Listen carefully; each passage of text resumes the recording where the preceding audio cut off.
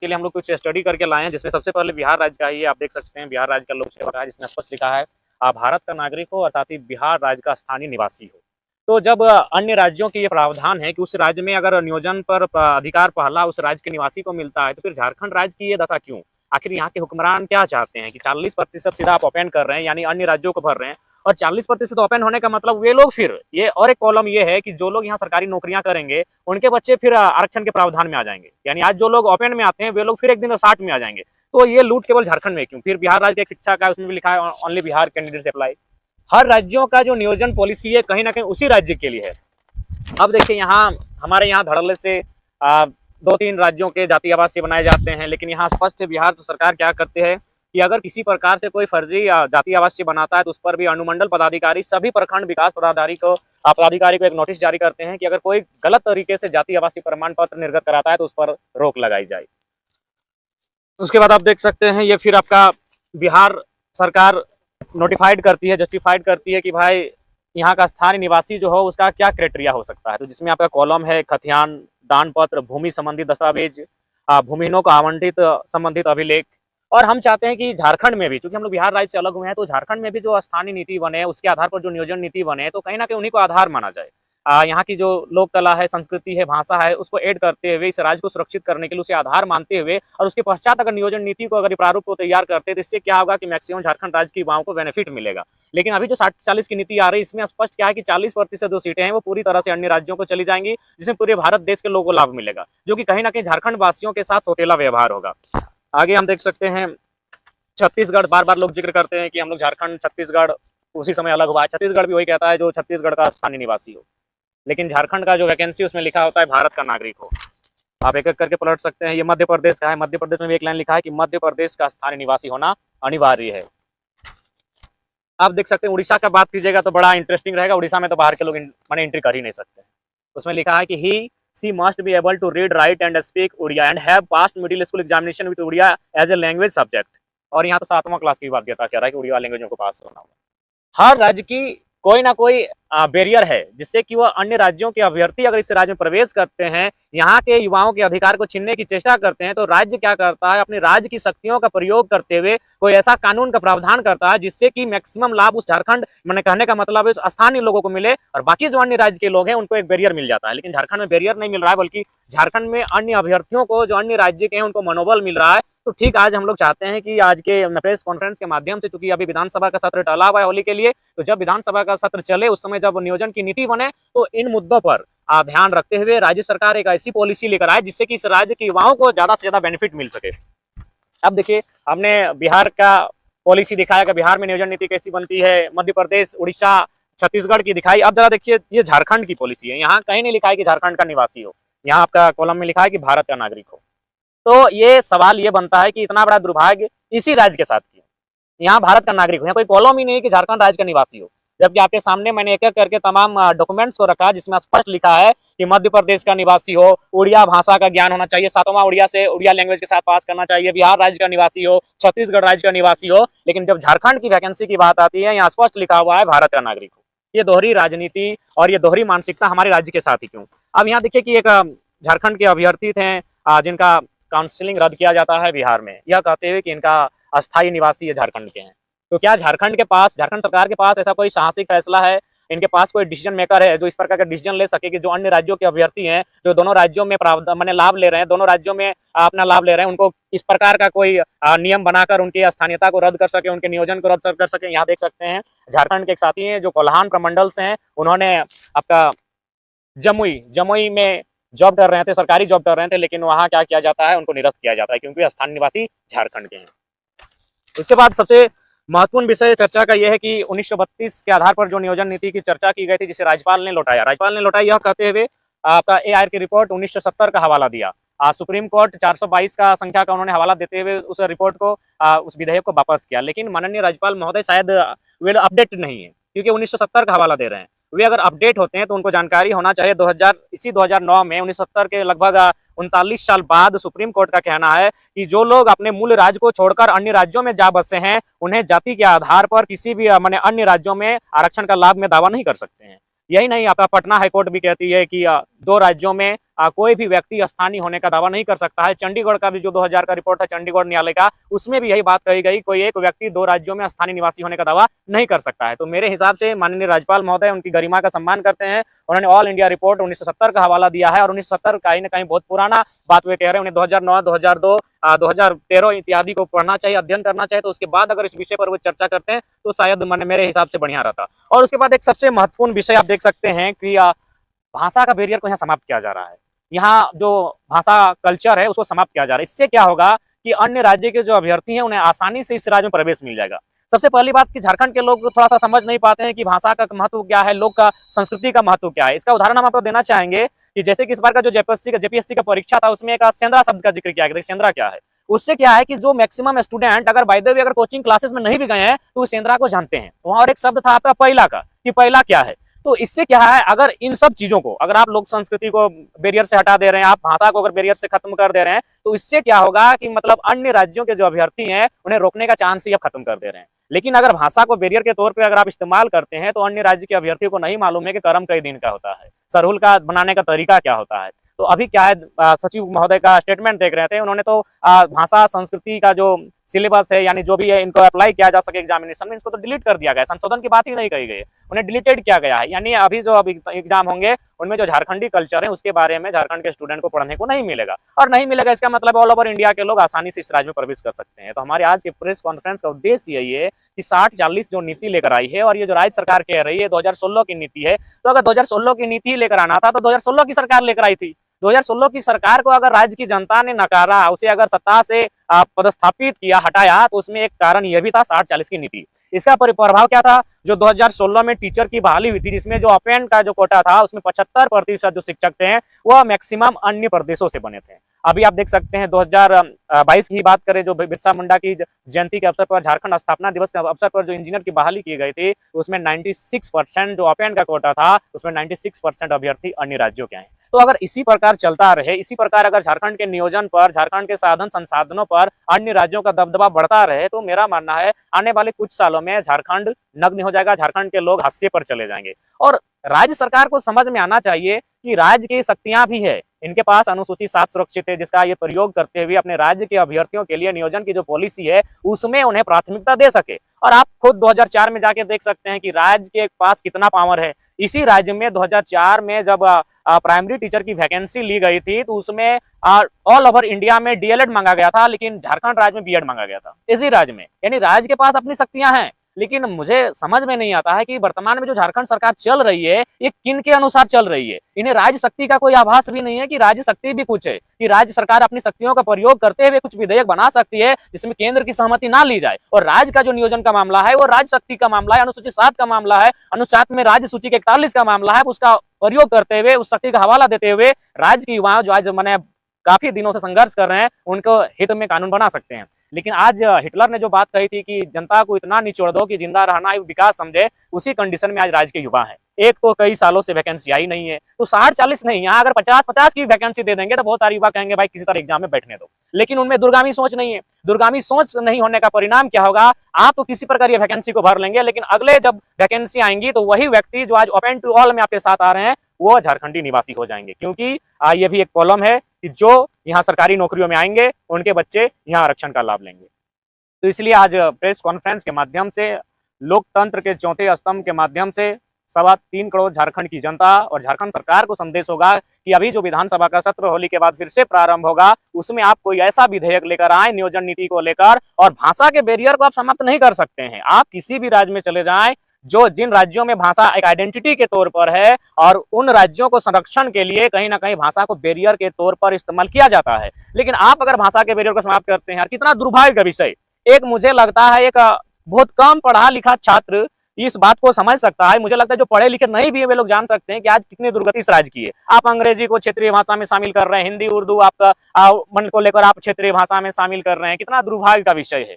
English जो कि एक इंटरनेशनल लैंग्वेज है, हिंदी एक नेशनल लैंग्वेज है, उर्दू भी कई देशों में बोली जाती है, आप उसे एक क्षेत्रीय भाषा के सूची में शामिल करते हैं, तो मुझे लगता है इससे बेकार गवर्नमेंट अब तक देखने को नहीं मिली थी। आज कहीं ना कहीं आज बहुत बुरे अवस्था में झारखंड की जो पॉलिटिकल दौर गुजर रहा है, बहुत खराब कंडीशन के साथ गुजर रहा है। तो अतः हम लोग यही चाहते हैं इस राज्य के युवाओं के भविष्य के साथ खिलवाड़ ना किया जाए, इस राज्य के युवा के हितार्थ और उनकी सुरक्षार्थ में विधेयक पास हो, और खासकर नियोजन नीति, क्योंकि आज कई वर्षों से इस राज्य में नियोजन की काफी कमियां हैं और वर्तमान सरकार नियोजन को लेकर ही सत्ता में आई थी। और अगर इसी प्रकार अगर वो 60-40 के माध्यम से 40 वैकेंसियां सीधे 40% अन्य राज्यों को अगर बेच देगी तो कहीं ना कहीं ये दुर्भाग्य होगा इस राज्य का। और दूसरी बात, यदि आप इस राज्य की बनावट पर जाएंगे, इस राज्य के गठन और गढ़न की ओर जाते हैं, तो इस राज्य का गढ़न ही हुआ था, जो भी आंदोलन किए गए थे कहीं ना कहीं जमीन संबंधित आंदोलन थे। आज इस नियोजन को आप जमीन से भी जोड़ सकते हैं। जो लोग 40% में आएंगे, यहाँ स्थापित होने के साथ साथ यहाँ वो जमीनें लेंगे।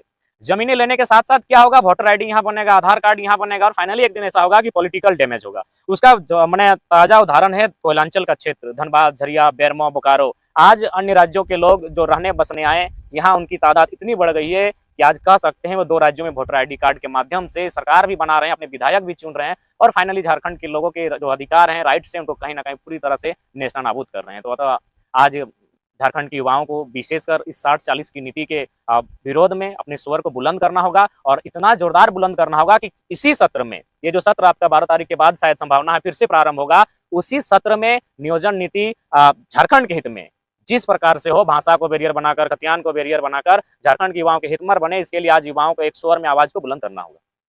जयराम जी, आप बोल रहे हैं सरकार ने तो कैबिनेट से पास कर चुका है, उसी सरकार के एक मंत्री है बन्ना गुप्ता, बोल रहे हैं कि 32 से लेकर 23 वालों तक का ख्याल रखा जाएगा। तो सरकार उसी को ध्यान में रख के नीतियां बना रही है। देखिए, सबसे पहली बात, जहाँ तक आपने बन्ना गुप्ता जी का सवाल किया, एक जिम्मेवार पद पर हैं, स्वास्थ्य मंत्री हैं, लेकिन उनके बयान को देखकर लगता है कि यहाँ जोकरों की संख्या मंत्री पद में ज्यादा है। उनका एक बयान सुन रहे थे जिसमें वो कह रहे थे कि बर्ड फ्लू से डरने की आवश्यकता नहीं है, अगर बर्ड फ्लू हो जाए तो मुर्गे को जितना पका के खाइएगा डर की संभावना खत्म हो जाती है। तो कितने हास्यास्पद विषय में और कितना मैंने दुर्भाग्य का विषय है, झारखंड राज्य के साथ ऐसे व्यक्ति मंत्री पद पर आसीन है जिनको मंत्री पद की गरिमा का एहसास नहीं होता है। उसी शख्स का पटमदा क्षेत्र में गए थे आपका एक छात्रों के बीच एक सभा को संबोधन करने के लिए, छात्रों को मोटिवेशन करने के लिए। वहां जाकर माननीय बन्ना गुप्ता जी कहते हैं कि अरे हम तो जब 10वीं की परीक्षा दे रहे थे तो चोरी करते हुए पकड़े गए, जिस एसडीओ ने हमको पकड़ा था नकल करते हुए, आज वो मेरा सेक्रेटरी है और हम मंत्री बन चुके हैं। तो ये दुर्भाग्य का विषय है, गरिमामयी पद पर होने के बावजूद अगर इस तरह के टिप्पा टिप्पणी कर रहे हैं तो मेरे हिसाब से कहीं ना कहीं अशोभनीय बयान है उनका। जयराम जी, एक अभियान को लेकर क्या बयान दे रहे हैं भाषा के आधार पर, लेकिन कल ही रांची में बहुत बड़ी रैली हुई, महारैली आदिवासी कुर्मी और कुर्मिया के खिलाफ। देखिए, सबसे पहली बात, ठीक है, देखिए सबसे पहली बात, जब कुर्मी का विषय आता है तो मैंने स्पष्ट कहा कि जब जब मैं अध्ययन करता जाऊंगा मैं अपने तर्क देना प्रारंभ करूंगा। सबसे पहली बात है, आज जो जिस प्रकार का माहौल मैंने आदिवासी और कुर्मी के बीच मैंने पैदा किया जा रहा है, उत्पन्न किया जा रहा है, कहीं ना कहीं दुर्भाग्य के विषय। अगर झारखंड राज्य की अस्मिता पर आप जाएं, झारखंड राज्य के अगर अलग आंदोलन पर जाएं कि झारखंड अलग क्यों हुआ, तो कहीं ना कहीं कुर्मी और आदिवासियों का बहुत बड़ा योगदान है। बहुत बड़ा नहीं, मेरा मानना है 80% सिर्फ 2 कम्युनिटी का योगदान है, बाकी लोग 20 में होंगे, 10 में होंगे, तो इनका बहुत बड़ा रोल रहा है। लेकिन जो लोग बाहरी शक्तियां इस राज्य में काम कर रही है वो जानती है अगर इन्हें तोड़ दिया जाए तो इस राज्य में शासन आसानी से किया जा सकता है। जहां तक कुर्मी का प्रश्न है, सबसे पहला बात, झारखंड एक आदिवासी राज्य है। आज आप मीडिया के लोकतंत्र के माध्यम से मैं ये जानना चाहता हूं कि अगर किसी राज्य का एक आदिवासी राज्य के रूप में गठन किया जाता है तो आधार क्या होना चाहिए? आदिवासी की जनसंख्या होनी चाहिए। यदि किसी राज्य में आदिवासी की जनसंख्या 10% है, 15% है, 20% है, तो क्या उस राज्य को एक आदिवासी राज्य के रूप में गठन किया जा सकता है? शायद संभावना है नहीं। जब इस राज्य का गठन 1912 में किया जा रहा था तो 1913 का आप गैजेट पढ़ लीजिएगा, जिसमें कुर्मी कम्युनिटी को एसटी की सूची में था, यानी उनको आधार मानते, उनका पॉपुलेशन लगभग 20 से 25 के आसपास है। उसके बाद कुछ और कम्युनिटी है जिसे घटवा रहे हैं, तो इन पॉपुलेशन को अगर जोड़ दिया जाए तो ये उस समय 50% से प्लस था। यानी कोई भी राज्य अगर गठन होता है तो कम से कम उसका पॉपुलेशन 50 to 60 होना चाहिए। तो उस समय जब इस राज्य का गठन हो रहा था, उस समय ये जो कुर्मी कम्युनिटी है वो कहीं ना कहीं एसटी की सूची में शामिल थी और उसी को आधार मानकर एक आदिवासी राज्य के रूप में इसका गठन किया जा रहा था। यही नहीं, ये राज्य आज भी अधूरा है क्योंकि हमारे पास 9-10 जिले नहीं है। बंगाल का पुरुलिया, झारग्राम, आपका मयूरभंज, क्योंझार इत्यादि नहीं है। उन राज्यों में आप चले जाएं, वहां भी सर्वे करें तो झारखंड राज्य जो बना, बृहद झारखंड बन रहा था, उसका उद्देश्य यही था आदिवासी राज्य के रूप में। तो आदिवासी राज्य का मतलब कम से कम 50% जनसंख्या। तो आदिवासियों का साफ आप लोग उनका भूमि हरण करने के लिए, उसका अधिग्रहण करने के लिए, हक मारने के लिए, आपको नहीं लगता कि लेट कर दिया आप लोगों ने आंदोलन? देखिए, मेरा मानना है आज जब मेरा जन्म नहीं हुआ तो उससे पहले से कुर्मी आंदोलन चल रहा है। दूसरा बात, सबसे पहली बात, ठीक है, लोगों को समझना होगा कि आखिर इस कम्युनिटी को सूची से हटाया क्यों गया। और मेरा मानना है कि कुर्मी का बेटा के साथ साथ पूरे झारखंड स्टेट को, ठीक है, आपके बीच विवाद होना, तर्क वितर्क होना, पक्ष विपक्ष होना, असहमति होना, ये सब चलता रहेगा, लेकिन सच्चाई को जानना होगा। जब 1908 के आसपास, 1907 के आसपास टाटा ने बहुत ज्यादा संख्या में जमीन का अधिग्रहण किया गया तो उस समय मेरा हिसाब से मानना था अंग्रेजों का कि अगर इसी तरह चलता रहे कंपनियों का दौर तो कहीं ना कहीं झारखंड के लोग भोले भाले हैं और इनकी जमीनों को सब अधिग्रहण कर लेंगे। तो उस समय चूंकि जो लोग एसटी की सूची में शामिल हैं उनकी जमीनों का अधिग्रहण आसानी से नहीं हो सकता है। लेकिन जो कोलियरी क्षेत्र है, आप देख सकते हैं धनबाद और बोकारो जिला, उसमें जो भी कोलियरी क्षेत्र हैं उनमें मैक्सिमम जो जमीनें गई हैं उसमें कुर्मी समुदाय की गई हैं। तो एक चालाकी के साथ, एक साजिश के साथ इनको सूची से इसलिए बाहर किया गया था ताकि जमीनों को अधिग्रहण करने में आसानी होगी। उसके बाद अगर टाटा की बात करें तो मैं धनबाद से संबंध रखता हूं। टाटा का धनबाद में 2 ही यूनिट है, टाटा जमाडोबा, टाटा सिजवा, और दोनों यूनिट कुर्मियों की जमीन पर स्थापित है। तो एक बहुत गहरी साजिश के साथ 1950 में जैसे कुर्मी कम्युनिटी को आदिवासी की सूची से बाहर किया गया, 1951 में सिंदरी का प्लांट खड़ा होता है। आप सिंदरी प्लांट को सर्च कर लीजिए, वहां हर लाया है 85 से करोड़ के लागत के साथ। वहां कितने लोगों को लाभ मिला है? उनका तो कहना है 1921 में भी आप नहीं थे। नहीं, 1913 में 1913 का गैजेट आप ही के नेता जो हैं, कोई नेता थे महतो, वो बंगाल प्रेसिडेंसी में वहाँ पे कोर्ट में, बंगाल कोर्ट में एक हलफनामा देते हैं कि हम एसटी में शामिल नहीं होंगे, हमको एसटी से हटा दिया। अच्छा, एक बात कहिए, आज मेरा नहीं कहना। ठीक है, उनका देखिए, सबसे पहला हम तर्क जब बात की है तो मैं एक ऐसा तर्क प्रस्तुत करके जाऊंगा जिससे कि शायद किसी को आपस में रंजिश का संबंध नहीं होगा। सबसे पहला बात, 2-4 व्यक्तियों के माध्यम से आप पूरे समाज को जस्टिफाई नहीं कर सकते हैं। ठीक है, कुछ लोगों ने किसी कारणवश लोभ में अगर इस तरह किया होगा, लेकिन आपको जो वास्तविकता है उसे जानना होगा। दूसरी बात, आज अगर आप देख सकते हैं, और मेरा मानना है कि शायद ये मीडिया के बंधु बेहतर कर सकते हैं। सबसे पहला बात, मैंने ऑल ओवर इंडिया के कुर्मी और झारखंड के टोटमिक कुर्मी को एक करने का, मैंने एक दिखाने का प्रयास किया जाए। तो मैं चाहूंगा कि मीडिया के बंधु, पलामू क्षेत्र में ऑल ओवर इंडिया के कुछ कुर्मी समुदाय लोग रहते हैं और टोटमिक लोग तो खैर छोटा नागपुर पठार में बहुत ज्यादा है। तो आप लोग उनका जो जीवन दर्शन है उस पर एक अध्ययन किया जाए और उनके जीवन दर्शन को पब्लिकली सबके सामने रखा जाए कि उनमें कितनी भिन्नताएं हैं। बहुत सारी भिन्नताएं हैं, इसलिए टोटमिक कुर्मी और ऑल ओवर इंडिया कुर्मी में बहुत सारा अंतर है। दूसरी बात, आप देखिए, जब आज ये मांग जो चल रही है, मेरे हिसाब से सेंट्रल की बात है, और सेंट्रल में झारखंड के अलावा बहुत समुदाय हैं, भील हैं, गोंड है, मीना है, और भी बहुत सारे आदिवासी समुदाय हैं। क्या उन्होंने विरोध किया? नहीं किया। अब अगर झारखंड में विरोध किया जा रहा है तो मेरा मानना है कि संविधान आखिर क्यों है? संविधान प्रत्येक व्यक्ति को ध्यान में रखकर बनाया गया है, और मैं अभी 32 आदिवासी की, मैंने एसटी के सूची 32 शामिल है, कुछ नए जुड़े हैं, शायद 3 या 4, ऑल ओवर 10 जुड़े हैं, लेकिन झारखंड में 3 या 4, लोहरा, भोक्ता, तमड़िया इत्यादि। तो अगर आप, चलिए अब कुर्मी की बात थोड़ा सा बगल में रखते हैं और हम थोड़ा सा एसटी में जो 32 उन्हीं पर चर्चा करते हैं। पहाड़िया की क्या स्थिति है, बिरजिया की क्या स्थिति है, बिरहरी की क्या स्थिति है। तो मेरा अगर मानना है, जिस प्रकार सेंट्रल की लिस्ट में ओबीसी है, लेकिन जब वो लिस्ट राज्य के पास आता है तो कहीं BC1, BC2, BC3 हो जाता है, MBC हो जाता है कहीं आपका। तो ठीक उसी प्रकार अगर आप व्यक्ति को जिंदा रखना चाहते हैं तो सबसे पहले जो 32 आदिवासियों की सूची है उसमें आप जो अति पिछड़े लोग हैं, जो हमको लगता है वायलेंट, माने जो लोग कुछ सालों में खत्म हो जाएंगे, एक प्राइमेटिव ट्रायल्स के तहत उनको भी देखने का काम कीजिए। तो ठीक उसी प्रकार अगर इनको ऐसा लग रहा है कि कुर्मियों के शामिल होने से, तो उस पर राज्य सरकार को राज्य सूची के लिए समीक्षा करनी चाहिए कि जब सेंट्रल के बाद उसी कुर्मी कम्युनिटी को आदिवासी में शामिल करने के बाद जब राज्य सूची में आएगा तो राज्य में जो मतभेद हो रहा है तो उस राज्य सरकार पर छोड़िए। बाकी सेंट्रल की अगर बात करें तो ऑल ओवर इंडिया में एसटी लोग हैं, कहीं से विरोध नहीं हो रहा है, सिर्फ राज्य में हो रहा है। अतः राज्य सरकार को चाहिए कि राज्य में समीक्षा हो कि कुर्मी के लिए क्या ऑप्शन हो सकता है। देखिए, एक बात है, यह लड़ाई इस आंदोलन से लगभग सालों पूर्व की है। हम लोग 32 के खतियान को लेकर निकले थे, हम लोग नियोजन नीति को लेकर निकले थे, लेकिन अगर जब आपका सवाल आएगा तो उसका हम तार्किक उत्तर रख सकते हैं। और तार्किक उत्तर यही कि जब राज्य का गठन किया जा रहा था तो एक बहुत बड़ी आबादी के साथ आदिवासी राज्य के रूप में से गठन किया जा रहा था। उस समय तत्कालीन जो सूची थी उसमें कुर्मी शामिल था। उसके बाद उसे सूची से हटाने का रीजन यही था कि खनिज संपदा, मैक्सिमम जो खनिज संपदा है वह कुर्मी की धरती पर ही आज उतना नहीं। अगर हम बात करें HEC और हिंडाल्को की, तो मेरे हिसाब से हम लोग काफी, आयु हमारी कम है, आप लोग खुद जाके सर्वे कर लें कि मैक्सिमम जमीनें किनकी है। तो जमीन अधिग्रहण करने के कारण ही उनको सूची से बाहर किया गया था। भी लग रहा है, आदिवासी लोग लगा रहे हैं, जयराम मतलब जहाँ भी कहीं कुछ विद्रोह होता है वहाँ पे जाकर कूद जाते हैं, पहले भाषा, खतियान, जैन वाला पहाड़ पे। देखिए, सबसे पहला बात, नहीं, सबसे पहली बात है, हम लोग कभी उम्र क्या है, यही तो हम लोग स्टार्टिंग कर रहे हैं। हम लोग कभी दांत ठीक से 32 को उगा नहीं है, तो मेरे हिसाब से गलत धारणा दे रहे हैं। और हम लोग तो हमेशा किसी के अधिकार पर हम लोग वार नहीं किए हैं। जहाँ तक मारंग मुरुंग का प्रश्न है, एक बार मारंग मुरुंग को फिर से सर्वे किया जाए। मारंग मुरुंग के आसपास अगर सबसे ज्यादा गाँव है तो कुर्मियों के गाँव है। अच्छा, ये चमरा लिंडा जो बोल रहे हैं कि अगर कुर्मी आदिवासी बनने की मांग करते हैं तो पूरे झारखंड में तितली की तरह आदिवासियों को उतार देंगे। देखिए, मेरे हिसाब से ये बहुत ही, मैंने उनका दुर्भाग्यपूर्ण बयान है। गुर्जर लोग आंदोलन किए, जाट लोग आंदोलन किए, पटेल लोग आंदोलन किए, क्या किसी अन्य समुदाय ने उनके खिलाफ जाकर सड़क में आंदोलन किया? नहीं। यानी कोई कम्युनिटी, चाहे कोई समुदाय अपने अधिकार को संवैधानिक दायरों में मांग सकता है। हाँ, आप क्या कर सकते हैं, अगर आप असहमत हैं तो आप कोर्ट में जाकर PIL दायर करते हुए, याचिका दायर करते हुए कोर्ट में यह मांग कर सकते हैं। उसके बाद निर्णय लेना, उसको शामिल करना ना करना, ये कोर्ट का विषय रहता है। लेकिन आप एक भी, भारत देश में इतने आंदोलन हुए हैं, सभी समुदाय, सभी वर्गों ने किया है, क्या किसी अन्य वर्ग ने उसके खिलाफ आंदोलन किया है? ये शायद झारखंड में ही हो रहा है। और मुझे लगता है अगर वास्तव में ये लोग आदिवासी चिंतक हैं तो उन्हें ये चिंता करना चाहिए कि जब अगला परिसीमन होगा, क्योंकि एक समय इसी भूभाग में कभी 70% आदिवासी हुआ करते थे, आजादी के जब हुआ तो उसमें 52% हुआ करते थे, आज 26 में आए हैं। जब अगला जनगणना होगा, खासकर जातीय जनगणना जो पूरे देश में बात उठ रही है, उसमें क्या स्थिति होगी? तो अगर वास्तव में अगर आदिवासी चिंतक हैं, कुर्मी अच्छा आपका वो तो अभी शामिल हुआ नहीं है, 70 सालों से खुद अपने अधिकार से मैंने लड़ रहा है, संघर्ष कर रहा है, लेकिन अभी अगर वास्तव में चमराल लिंडा इत्यादि जो भी नेता हैं, ये अगर वो आदिवासी चिंतक हैं, हम भी चाहते हैं आदिवासी का भला हो, क्योंकि आज भी शोषित हैं, वंचित हैं, तो सबसे पहले ये सर्वे हो, जब अगला परिसीमन हो तब उनकी जनसंख्या क्या ठहरेगी, क्या उस समय आपका जो ये आदिवासी राज्य के रूप में चिन्हित किया गया है, तब वह उस माने क्राइटेरिया में खड़ा उतरेगा कि नहीं उतरेगा, इस पर चर्चा होना चाहिए। परिसीमन होगा ही, आज भले 81 विधानसभा है, लेकिन नया जो विधानसभा बना है उसमें 160 सीटें हैं, तो 160 सीटें क्यों किस लिए रखी गई हैं? आज हो कल हो विधायकों की संख्या बढ़ेगी, तो जब विधायकों की संख्या बढ़ेगी तब आरक्षित सीटों की संख्या क्या होगी? क्योंकि आरक्षित सीट होना यानी उस समुदाय का भागीदारी होना।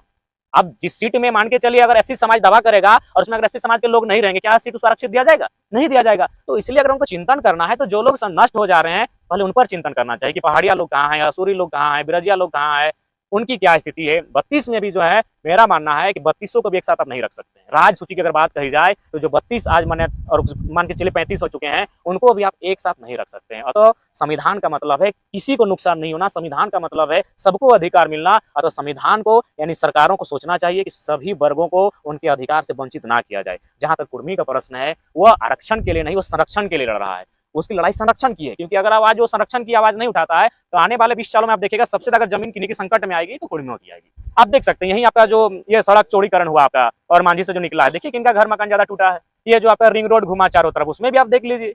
तो इस ये मसला है, संरक्षण का मसला है, ये लड़ाई आपका अपनी आइडेंटिटी का है, लेकिन लोग इसको थोड़ा सा सिर्फ ले आते हैं, आरक्षण की पॉलिसी में ले आते हैं। तो वहां पर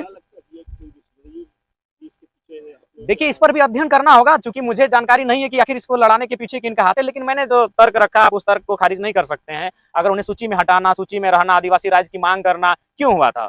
कम से कम जनसंख्या 50 होनी चाहिए थी, क्योंकि 25% अगर मान के चले आज आदिवासियों की संख्या इस राज्य में 25% है। अगर 25% को आधार मानकर अगर किसी आदिवासी राज्य का निर्माण किया जाए तो ये संभावना नहीं है। कम से कम जनसंख्या 50-60 के आसपास होनी चाहिए, तभी ये संभावना है। यानी अगर आपको राज्य सूची में अगर राज्य में ये डर लग रहा है, तो जिस प्रकार BC1, BC2, BC3 अगर इसमें आपको डर लग रहा है, पहला बात मैं कहूंगा ये आरक्षण की नहीं संरक्षण की लड़ाई है। तो आप उसके लिए राज्य सरकार को एक गहन समीक्षा करनी चाहिए। और हम तो कहेंगे कि प्राइमेटिव ट्राइब्स का भी एक अलग कॉलम राज्य में रखें और उसमें जो लोग विलुप्त हो जा रहे हैं उनको आप कम से कम सुरक्षित करने का कार्य करें। तो मूल विषय पर आइए। सरकार बोल रही है कि हम सर्वे कराएं और उसी के आधार पर ये डिसीजन फिलहाल इसके लिए है कि फिलहाल नियोजन दिया जाए, तो बाद में फिर हो सकता है कि सरकार बनाए नहीं, तो इसमें क्या आपत्ति? देखिए आपत्ति का सवाल ये है कि सबसे पहली बात ये नीति 2016 की है। अगर इस नीति से झारखंड के युवा खुश हैं, संतुष्ट हैं, तो फिर 2016 की ही सरकार रहने देते हैं। आप वर्तमान में जो झारखंड मुक्ति मोर्चा कांग्रेस की गठबंधन की सरकार जो आई है, किन मुद्दों के साथ आई है? इनका पहला मुद्दा जो CNT में छेड़छाड़ हुआ था रघुवर सरकार के टाइम, इनका मुद्दा था यही 60-40 की नीति, जिस कारण आपका शिक्षक बहाली में 75% अन्य राज्यों के लोग प्रवेश कर गए। आपका जो भी वैकेंसी दरोगा की बहाली हुई, यानी जो भी ओपन टू ऑल था उसमें मैक्सिमम जो अभ्यर्थी आए थे वो अन्य राज्यों के आ गए थे। तो इसी के विपक्ष में जाकर वर्तमान सरकार को चुनने का काम किया था। और यदि ये वही पॉलिसी को लेकर आएंगे तो मेरा मानना है ये कहीं ना कहीं झूठ कह रहे हैं और इस राज्य की जनता को ठगने का काम कर रहे हैं। आलम ने कहा 60-40 की बात ही नहीं है। अच्छा एक बात बताइए, अगर ये 60-40 की बात नहीं है, यानी ये बाकी जो झारखंड के जनता है बेवकूफ़ हैं? यानी जो पेपर में प्रकाशित हो रहा है, क्या वे लोग बेवकूफ़ हैं? मैंने तो कहा कि यहाँ मंत्रियों का जो है जो झुंड है, मुझे लगता है मजाक हो रहा है। इनके ये अपने बयान पर खुद टिक के नहीं रह पा रहे हैं, उलूल जुलूल बयान दे रहे हैं। सरकार लिखित में कुछ और कर रही है, लोग मीडिया के सामने मुंह से कुछ और बोल रहे हैं। तो ये तो एक भ्रम ही फैलाया जा रहा है कि नियोजन नीति आई है सरकार के लिए, ऐसा तो कुछ हुआ नहीं। नीति तो हमने भी वही कहा, जो नियम सरकार पहले बनाई थी कि मैट्रिक और इंटर यहाँ से पास करना है, उसको सिर्फ विलोपित कर लिया, वो हाईकोर्ट के आदेश पर हुआ। हमने भी आज के बिल्कुल मैंने भी आज के प्रेस कॉन्फ्रेंस के माध्यम से मैंने भी यही कहा कि जो विधानसभा सत्र 12 के बाद प्रारंभ होगा उसमें आप नीति बनाए। हमने तो ये नहीं कहा कि आपने नीति बना दिया और उसके विरोध में हम लोग कॉन्फ्रेंस किए हैं। मैंने तो ये कहा कि झारखंड के सरकार को इस प्रेस कॉन्फ्रेंस के माध्यम से हम संदेश देना चाहेंगे, मैंने डॉक्यूमेंट्री के साथ कि बिहार की पास क्या पॉलिसी है, उड़िया के पास क्या पॉलिसी है, छत्तीसगढ़ के क्या पॉलिसी है। तो हम लोग इस प्रेस कॉन्फ्रेंस के माध्यम से, चूंकि विधानसभा का सत्र चल रहा है, राज्य सरकार को ये संदेश देने के लिए आए हैं कि आप भी झारखंड के हित के लिए क्या पॉलिसी बनाकर लाते हैं। हम लोग पॉलिसी तो बनी नहीं है, पॉलिसी बनी नहीं कि विधानसभा सत्र चला नहीं है, तो ये तो इस बात से हम लोग भी अवगत हैं। तो चूंकि विधानसभा का सत्र चलने वाला है, इसीलिए आज के प्रेस कॉन्फ्रेंस करने का उद्देश्य यही है कि आज के माध्यम से सरकार को संदेश जाए। मेरा भी सवाल है कि जो रामगढ़ उपचुनाव का रिजल्ट है, क्या लगता है हेमंत सरकार के खिलाफ मैंडेट है युवाओं ने दिया है? हाँ, कहीं ना कहीं राज्य सरकार की जो पॉलिसियां लगातार जो युवा सेटिस्फाइड नहीं कर पा रहे थे, राज्य की जनता को सेटिस्फाइड नहीं कर पा रहे थे, उसी के विपक्ष में जाकर उन्होंने मतदान किया है।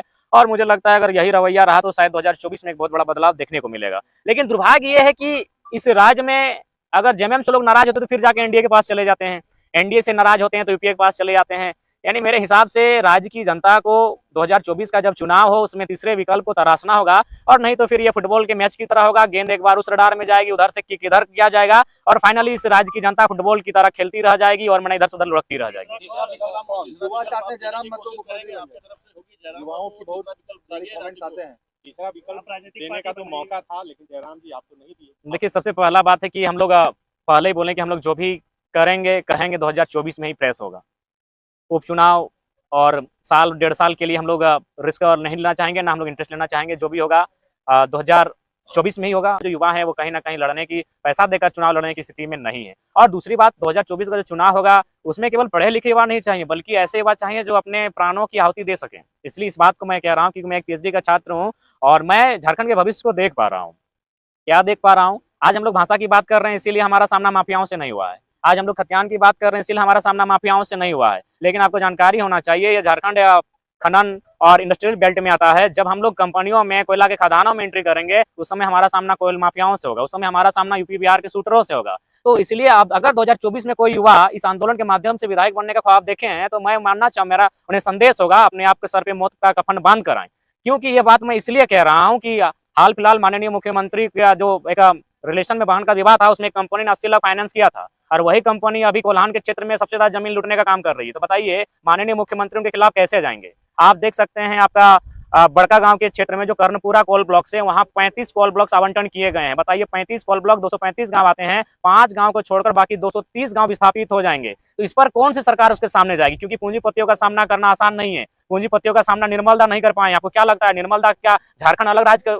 निर्मलदा को मारने में कंपनियों का भी रोल है। स्वर्ण रेखा नदी परियोजना में खुले मंच पर कहता हूं, आपको क्या लगता है शहीद सुनील महतो ऐसे ही शहादत दिए हैं? उसमें कहीं ना कहीं जो जमशेदपुर में स्थापित कंपनियां हैं, अभी नाम मैं समय के साथ लूंगा, उनका रोल है। तो इसीलिए 2024 का जो चुनाव होगा, अगर बदलाव चाहते हैं तो उसके लिए मेरा मानना है कि शायद पहला दौर ऐसा होगा जिसमें यहाँ के चुनने वाले विधायकों को सर पर कफन बांध कर आना होगा, क्योंकि उनका सामना माफियाओं से होगा, उनका सामना बड़े बड़े दबंगों से होगा। अगर ये शक्ति उनके पास है तो राज्य में बदलाव हो सकता है, और नहीं तो फिर आप कहेंगे कि जीते जी बदलाव कर सके, बिना रिस्क लिए बदलाव कर सके, ये संभव नहीं है। आप मंच देंगे, इसलिए तो पूछा जा रहा है कि आप मंच देंगे, आप राजनीतिक पार्टी बनाएंगे? देखिए, जब वर्तमान में जो पक्ष और विपक्ष है राज्य में, अगर इनसे नहीं संभलता है तो जाहिर सी बात है हम लोग को एक प्रयास करना होगा, और उस प्रयास के लिए हम लोग प्रतिबद्ध हैं।